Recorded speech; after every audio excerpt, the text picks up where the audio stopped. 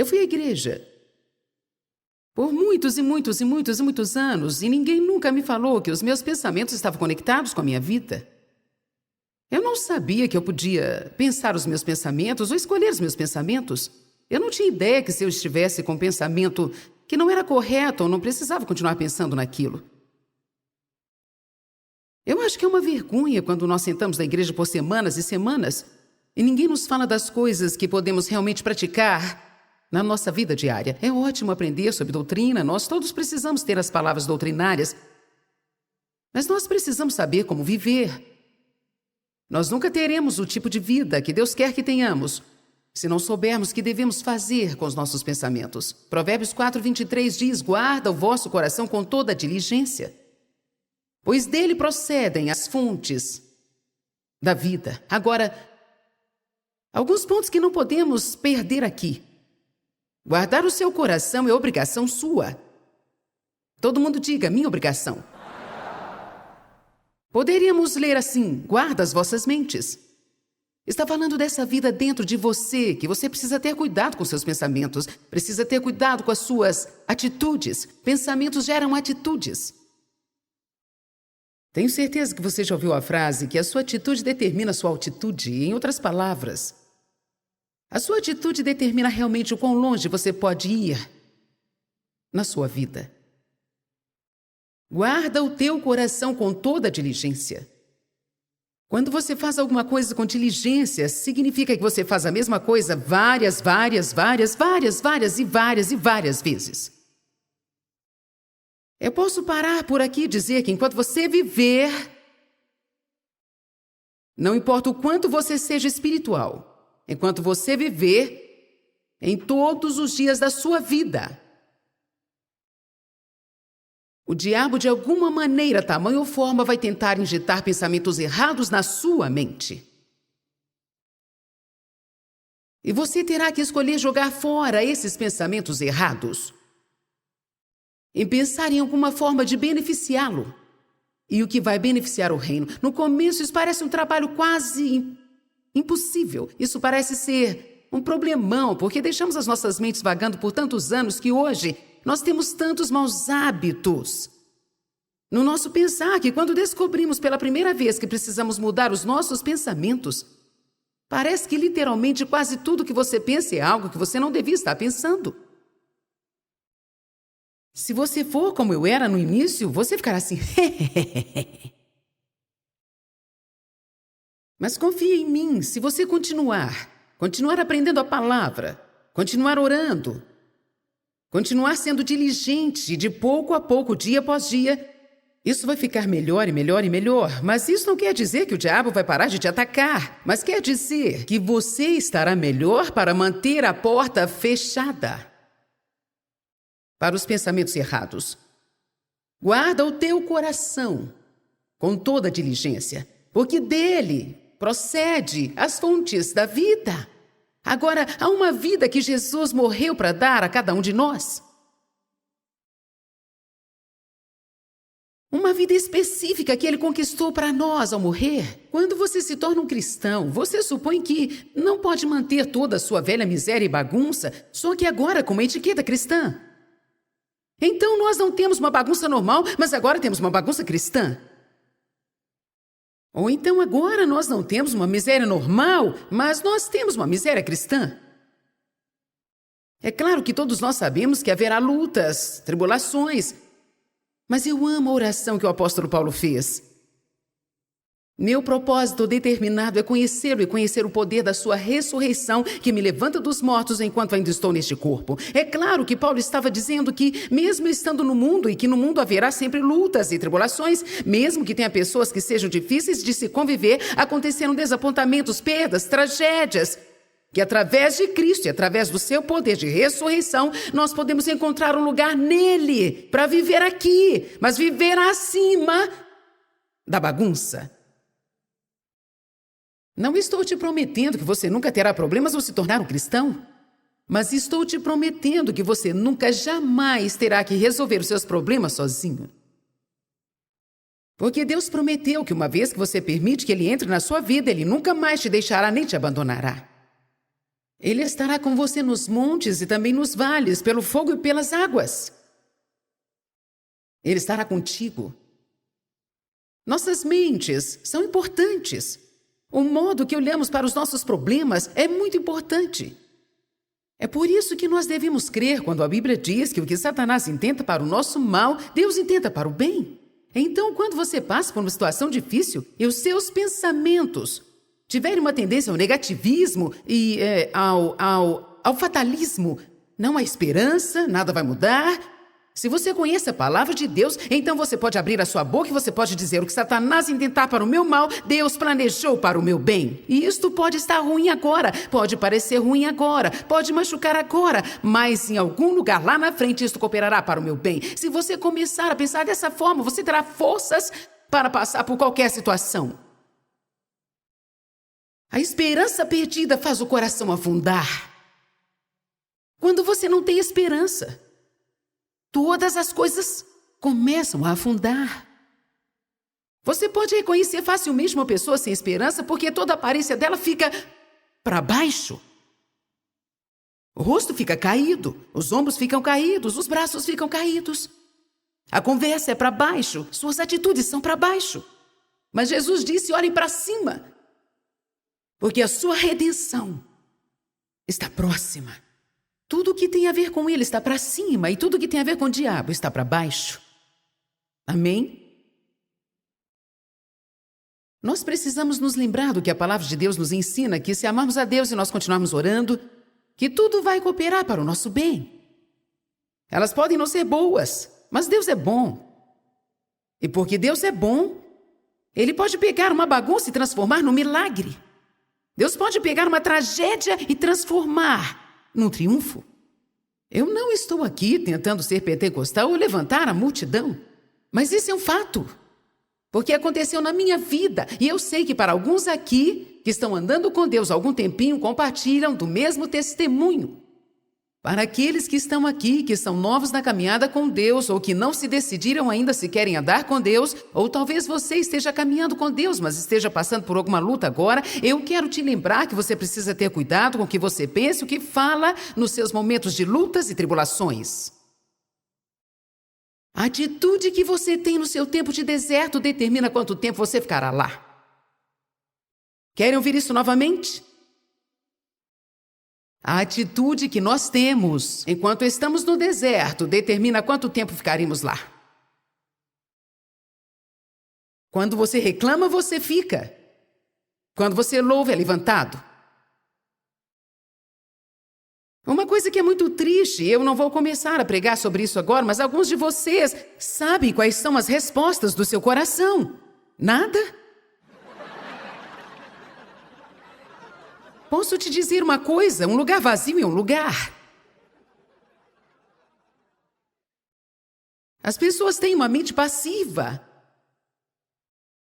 E ter uma mente vazia e não pensar sobre nada pode ser um problema tão grande como pensar em algo errado, porque a mente vazia é a oficina do diabo e ele sempre está procurando algo para encher a sua mente. Se você manter a sua mente ocupada pensando em coisas certas, o diabo não poderá encher a sua mente com as suas coisas erradas. Alô? É por isso que é tão importante ajudar as outras pessoas. É por isso que é tão importante que você esteja o tempo todo envolvido com alguma obra no reino de Deus. É importante que você tenha muito tempo para descansar, mas também é importante que você não tenha tempo bastante em suas mãos, a ponto de você ficar entediado e tudo que você faz é ficar sentado nos cantos ou deitado em algum lugar, pensando no que tem de errado com o mundo. Nós precisamos ficar ocupados ajudando uns aos outros. 2 Coríntios 10, por favor. Versos 4 e 5. Essa noite eu tenho que tentar lançar o fundamento sólido sobre a importância da mente, a importância dos seus pensamentos, porque eu não quero só presumir que todo mundo sabe disso. Teve uma época que eu também não sabia disso, e deve haver pessoas aqui que não sabem disso, e com certeza tem pessoas assistindo pela televisão em várias partes do mundo que nunca ouviram falar que os pensamentos estão conectados com o que está acontecendo em suas circunstâncias. Pois as armas da nossa guerra, verso 4 diz, estamos numa guerra. Você poderia dizer, eu estou numa guerra. Pois as armas da nossa guerra não são armas físicas de carne e sangue. E se elas não são armas físicas, se elas não são armas carnais, então devem ser armas espirituais. Uma arma natural pode ser vista e pode ser carregada, mas uma arma espiritual não pode ser vista. Você possui armas para usar contra o seu inimigo, mas elas não são visíveis. São poderosas da mesma forma, mas não podem ser vistas pelos olhos naturais. É por isso que muitas pessoas nunca entendem direito sobre a batalha espiritual. Elas são poderosas perante Deus para derrubar e destruir todas as fortalezas. O próximo versículo vai nos falar que esta fortaleza da qual estamos falando tem algo a ver com a mente. E que nós derrubamos argumentos, teorias, questionamentos. Por onde passa todas essas coisas? Pela sua mente. Você já teve um argumento consigo mesmo? Deus já te direcionou a fazer alguma coisa e você pensou numa maneira de sair fora? As pessoas têm tanta teoria sobre Deus que elas não conseguem acreditar nele. Então nós derrubamos argumentos, teorias, questionamentos e toda atitude orgulhosa que se levanta contra o verdadeiro conhecimento da palavra de Deus, a Bíblia. E nós levamos todo o pensamento cativo. E todo o propósito cativo à obediência de Jesus Cristo. Para falar curto e abertamente, o que você precisa fazer é conhecer muito bem o que está escrito neste livro, muito bem. Isso poupará seu tempo. Se você quiser ser um cristão vitorioso, você terá que ler e também estudar. E você terá também que dedicar tempo, também investir tempo, educando a si mesmo. Alguém aqui gostaria de consultar com um médico que um dia fez uma oração e se tornou médico e começou a consultar as pessoas? Alguém gostaria de ir a um dentista assim? Não. Quando nós queremos obter a ajuda de alguém, nós procuramos os grandes profissionais, nós procuramos os mais capacitados, nós procuramos as pessoas experientes. Sabe de uma coisa? Você pode fazer a oração do pecador e se você realmente for sincero no seu coração, Jesus entrará no seu coração. E você será salvo por causa do sangue de Cristo, porque você creu em Jesus e entregou a sua vida a Ele. Mas você não aprenderá a andar em vitória enquanto estiver aqui nesta terra se não conhecer este livro. Você não andará em vitória enquanto estiver aqui se você não aprender o que está escrito neste livro e não só aprender, como também aplicar isso à sua vida. Você pode até vir às reuniões, você pode vir à igreja, você pode ouvir a palavra, e você pode ter tantas coisas escritas, e grifadas, e estreladas, e canetinhas de tantas cores na sua Bíblia, que você parece até um teólogo da igreja. Mas isso ainda não quer dizer que você sabe alguma coisa. A única maneira de sabermos de alguma coisa é olhando para o que fazemos. Amém? Você precisa saber disso, e quando você começar a saber disso, então quando o pensamento passar pela sua cabeça que não estiver de acordo com isso, você saberá que é uma mentira. Saberá que é um engano. Você saberá que é Satanás tentando encontrar uma entrada na sua vida, e então você toma uma decisão. Eu não estou pensando isso. Você lança fora essas imaginações, essas teorias e questionamentos, e você traz cada pensamento cativo à obediência de Jesus Cristo. Bem, eu não sei como fazer isso. É por isso que estamos aqui hoje. Uma das coisas que eu tento ensinar as pessoas a fazer é, se você estiver pensando algo e você disser alguma coisa em voz alta, você interrompe esse pensamento. Então, se você ainda não chegou ao ponto em que você pode simplesmente parar de pensar em algo, então quando você estiver pensando a coisa errada, comece a dizer uma coisa certa, e isso vai interromper aquele pensamento. E poderá pensar outra coisa. Por isso é importante conhecer a palavra de Deus e aprender como falar a palavra bem alto, bem alto. Quando o diabo disser para você que você estragou a sua vida bastante e demais, é o fim da linha para você. É quando você precisa conhecer Jeremias 29:11. Você precisa abrir a sua boca e dizer: a Bíblia diz que Deus tem pensamentos e planos bons para mim, que Ele tem um futuro planejado verdadeiramente para mim. Para mim. A Bíblia diz que eu posso deixar as coisas que para trás ficam e posso prosseguir para as coisas boas que estão na minha frente. Então, diabo, você é um mentiroso e, embora eu tenha cometido erros, eu tenho um futuro. Mas se você não souber disso, então você vai ficar...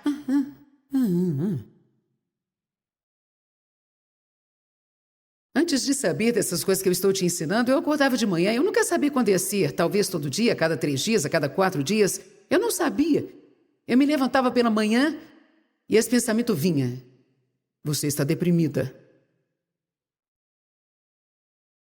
Meu marido dizia: bom dia, como você está? Estou deprimida. Alguém está entendendo o que eu estou falando? Eu fiquei com tanta raiva quando eu descobri o quanto o diabo tinha roubado de mim só porque eu não sabia o que eu precisava saber. É ótimo quando você tem um pregador ou um ensinador falando, mas você precisa saber, você não pode ter as vitórias de Deus por osmose.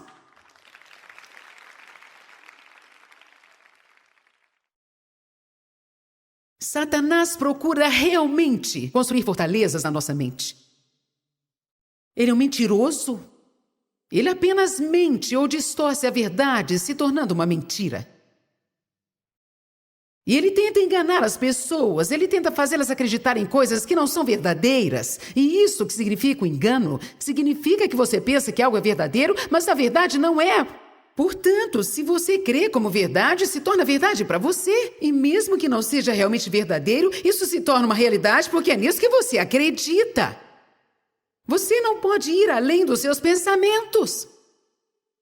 Aonde vai a mente, o homem vai atrás. Os pensamentos vão adiante de você e preparam a sua vida. Se os seus pensamentos são negativos e ruins, você terá uma vida negativa. Se for sem esperança, será sem esperança. Se os seus pensamentos são de pobreza, você nunca terá nada. Se você acha que porque sua avó nunca teve nada, sua mãe nunca teve nada e seu pai nunca teve nada, então também você nunca terá nada, então o diabo enganou você, porque a sua vitória não está baseada nas gerações passadas. Você pode traçar uma linha para a sua geração em Jesus Cristo e você pode começar algo completamente novo. Então vamos.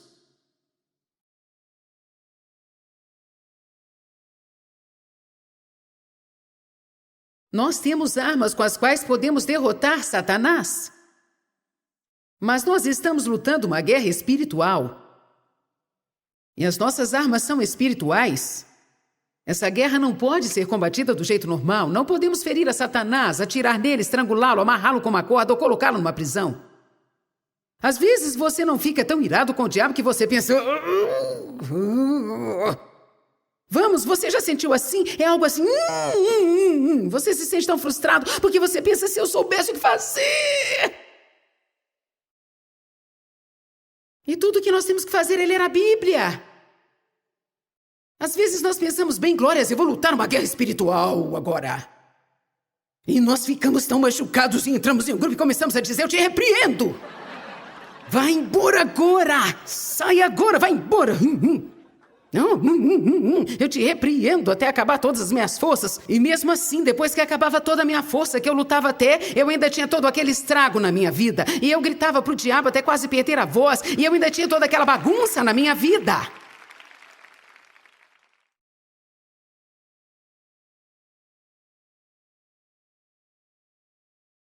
Sim, podemos resistir o diabo e ele tem que fugir, mas você não pode citar só a metade do versículo. Tiago 4,7 primeiramente diz: sujeitai-vos a Deus, resisti o diabo e ele fugirá de vós. Então vamos. Como Jesus fazia guerra espiritual? Eu amo Atos 10:38, eu penso sobre isso quase todas as manhãs. Veja como Deus ungiu a Jesus de Nazaré com o Espírito Santo e poder, e ele andou fazendo bem. Isso é batalha espiritual. Se você se levantar todos os dias da sua vida e tiver como objetivo ser uma bênção em todo lugar que você for, não importa o quão detonada a sua vida possa estar, o diabo vai literalmente ficar sem saber o que fazer com você.